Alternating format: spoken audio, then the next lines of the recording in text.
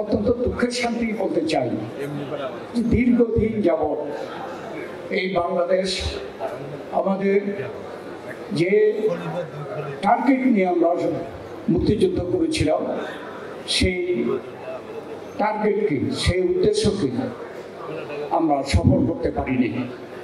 আন্দোলনই করেছি। মূল চেতনা আমাদের স্বাধীনতা, সার্বভৌমত্ব। এই স্বাধীনতা সার্বভৌমত্ব নিয়েও বারবার ষড়যন্ত্র হয়েছে। আমাদের মূল চেতনা গণতন্ত্র, শুধু ভোটের গণতন্ত্র নয়, রাষ্ট্র পরিচালনার সর্বক্ষেত্রে গণতন্ত্র। এই গণতন্ত্রকে আমরা বাস্তবায়ন করতে বারবার হোঁচট খেয়েছি। এমনকি আমাদের মহান মুক্তিযুদ্ধ, স্বাধীনতার ঘোষণা, এই সকল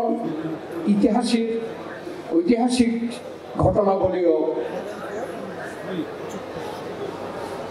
বিগত যে স্বৈরাচারী ফ্যাসিস্ট সরকার তাদের নিজস্ব স্বার্থে এই ইতিহাসকে বিকৃত করে, ইতিহাসকে ধামাচাপা দিয়ে এদেশের জনগণকে বিভ্রান্ত করতে চেয়েছিল। এটা অত্যন্ত দুঃখজনক।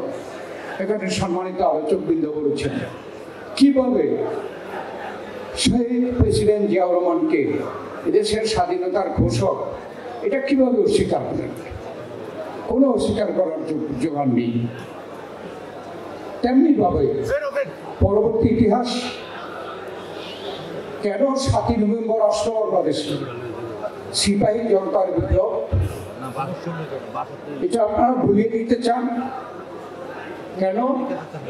স্বাধীনতার পরে যারা ক্ষমতায় এসেছিল, এই যারা বিগত পতিত স্বৈরাচার ফ্যাসিস্ট সরকার আওয়ামী লীগ, তারা বাংলাদেশে প্রথমেই গণতন্ত্রকে হত্যা করে বাকশাল প্রতিষ্ঠা করেছে।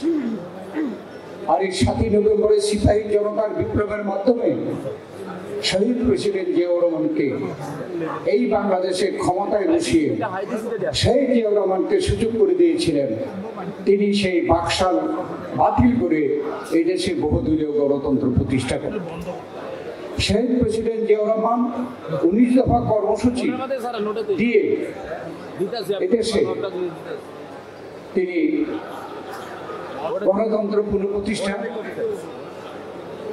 অর্থনৈতিক মুক্তি, সামাজিক ন্যায় বিচার এবং সর্বক্ষেত্রে মানুষের স্বাধীনতা দেওয়ার যে পদক্ষেপ গ্রহণ করেছিলেন, কিভাবে আমরা এই সত্যগুলো অস্বীকার করি?